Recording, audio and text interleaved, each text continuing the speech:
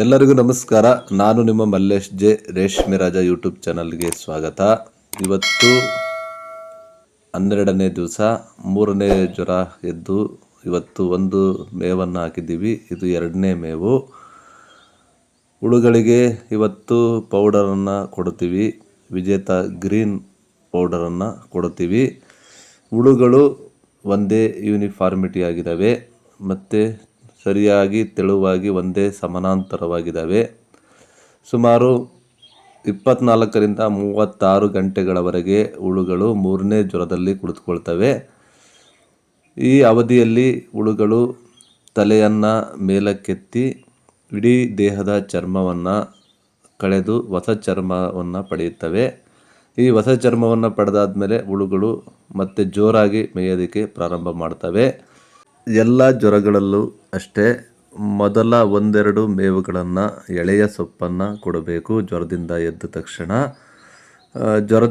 ತಕ್ಷಣ ವಿಜೇತ ಪೌಡರನ್ನು ಕೊಡವಿ ಸೊಪ್ಪಾಗ್ತಕ್ಕಂಥದ್ದು ಸಾಮಾನ್ಯ. ಆದರೆ ಬೇಸಿಗೆ ಕಾಲದಲ್ಲಿ ಒಂದು ಮೇವನ್ನು ಕೊಟ್ಟು ನಂತರ ವಿಜೇತವನ್ನು ಕೊಡಿದ್ರೆ ಒಳ್ಳೆಯದು. ನಾವು ಸಹ ಅದೇ ಥರ ಮಾಡ್ತಾಯಿದ್ದೀವಿ. ಯಾಕೆಂತೇಳಿದ್ರೆ ಹುಳುಗಳು ಉಪವಾಸ ಇರ್ತವೆ, ಟೆಂಪ್ರೇಚರ್ ಜಾಸ್ತಿ ಇರುತ್ತೆ. ಆ ಸಮಯದಲ್ಲಿ ಪೌಡರನ್ನು ಕೊಡುವುದಕ್ಕಿಂತ ಒಂದು ಸೊಪ್ಪನ್ನು ಕೊಟ್ಟು ನಂತರ ಪೌಡರನ್ನು ಕೊಡತಕ್ಕಂಥದ್ದು ಒಳ್ಳೆಯದು.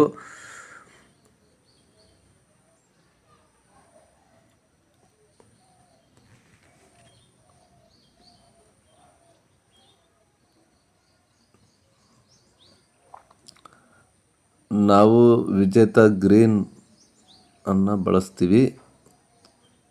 ವಿಜೇತ ಗ್ರೀನನ್ನು ಕೊಡುವಿ, ಹುಳುಗಳಿಗೆ ಸೊಪ್ಪನ್ನು ಹಾಕ್ತೀವಿ.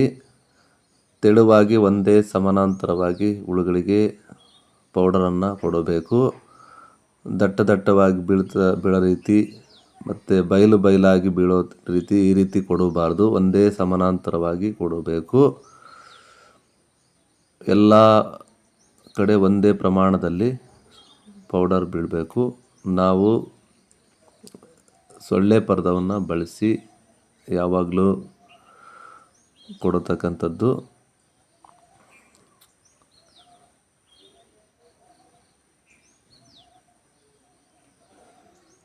ಮಳೆಗಾಲದ ದಿನದಲ್ಲಿ ನಾವು ಜ್ವರದಿಂದ ಎದ್ದ ತಕ್ಷಣವೇ ಪೌಡರನ್ನು ಕೊಡವಿ ಸೊಪ್ಪನ್ನು ಹಾಕ್ತೀವಿ.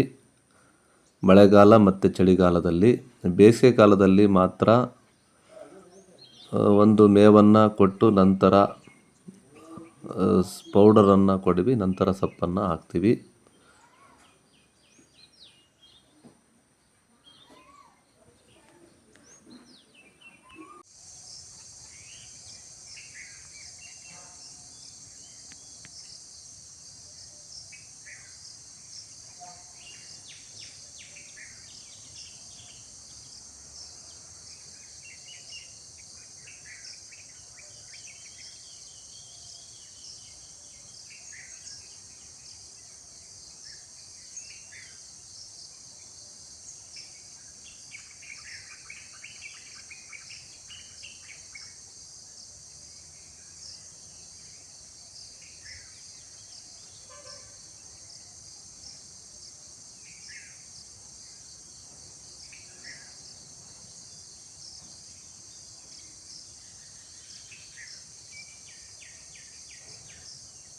ಮೂರನೇ ಜ್ವರ ಎದ್ದು ಮೊದಲನೇ ದಿನ ಹುಳುಗಳನ್ನು ತೆಳುವಾಕುವಂಥ ಪ್ರಮೇಯ ಇರಲ್ಲ.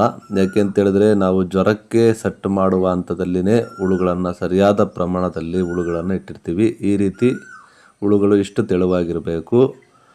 ಜಾಸ್ತಿ ಹುಳುಗಳನ್ನು ದಟ್ಟವಾಗಿ ಮೇಯಿಸಬಾರ್ದು. ಅದಾದಮೇಲೆ ನಾವು ಪೌಡರನ್ನು ಕೊಡವಿ ಸೊಪ್ಪನ್ನು ಹಾಕಬೇಕು. ಹುಳುಗಳಿಗೆ ಸೊಪ್ಪನ್ನು ಮೊದಲೇ ತಾಜಾ ಸೊಪ್ಪನ್ನು, ಎಳೆಯ ಸೊಪ್ಪನ್ನು, 1-2 ಮೇವನ್ನು ಎಳೆ ಸೊಪ್ಪನ್ನು ಕೊಡಬೇಕು. ಒಂದು ಪೌಡರ್ ಕೊಡುವುದಕ್ಕಿಂತ ಮುಂಚೆನೇ ನಾವು ಸೊಪ್ಪನ್ನು ಸಂಗ್ರಹಣೆ ಮಾಡಿಕೊಂಡಿರಬೇಕು. ತೆಳುವಾಗಿ ಸೊಪ್ಪನ್ನು ಕೊಡಬೇಕು.